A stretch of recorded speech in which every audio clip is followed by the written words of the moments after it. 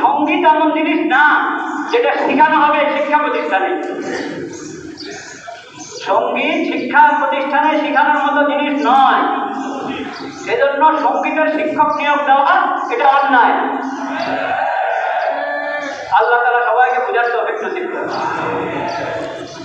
প্রাথমিক বিদ্যালয়গুলোর মধ্যে সঙ্গীত শিক্ষক নিয়োগ একবারেই প্রজ্ঞাপন হয়ে গেছিল ইনার সরকারের আমলে। হ্যাঁ, প্রজ্ঞাপন হয়েছিল। পরে মুসলিম জনতার, তাওহীদি জনতার প্রতিবাদের কারণে ওটা স্থগিত করেছে। তারা কি করেছিল? স্থগিত করেছে। এখন আবার সংস্কৃতি বিষয়ক মন্ত্রণালয় শিক্ষা মন্ত্রণালয়ের কাছে সুপারিশ করেছে যে ওটা চালু করা হবে। আপনারা চালুর পক্ষে না বিপক্ষে?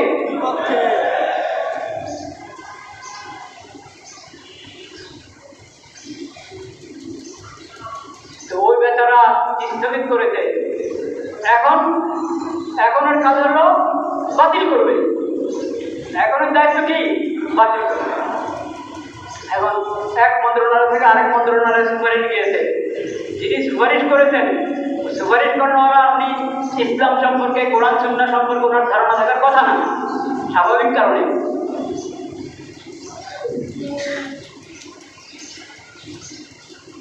আপনারা খেয়াল করে শোনেন একটা কথা।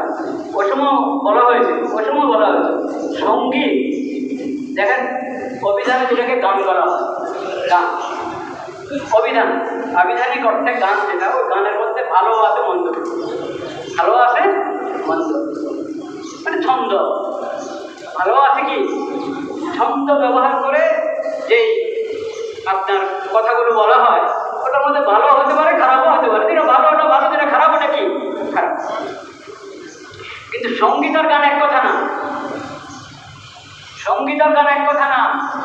এবং হুজুরের সঙ্গীতের বিরুদ্ধে কেন? সঙ্গীত কি জিনিস শোনেন?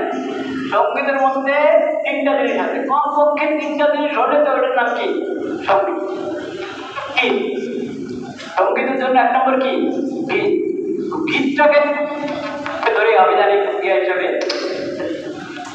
ভালো মন্দ বিভাগে ভাগগুলো হতে পারে, কিন্তু গীত আরেকটা কি? বাদ্য।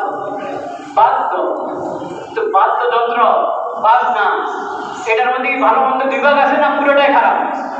পুরোটাই মন্দ। আরেকটা হলো নৃত্য মানে নাচ।